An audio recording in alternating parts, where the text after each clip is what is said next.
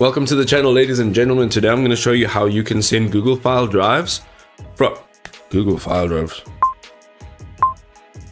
Ladies and gentlemen, welcome to the channel. Today I'm going to show you how you can send Google Drive files to GenSpark in your chat and or any other agent that you're using within GenSpark AI. Now, if you want to get started with them, you can use the link in the description down below. And okay, ladies and gentlemen, if you've used the link in the description down below, you will find GenSpark.ai. This is their homepage, and what you'll see here is GenSpark supports personalized tools. You're going to click on that, and here you will see Google Drive. You can see we're going to click on install, and then it'll just ask you to verify your account. So this is the account we're using.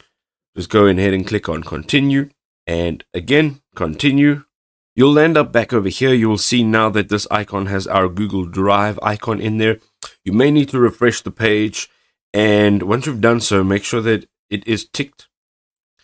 And now if you go to the right hand side and you want to attach a file, you can just say choose from Google Drive, and you'll be able to select the file from your Google Drive that's connected, ask your question, put in your prompt or write a query, and it'll take into consideration your Google Drive files. I hope this was helpful.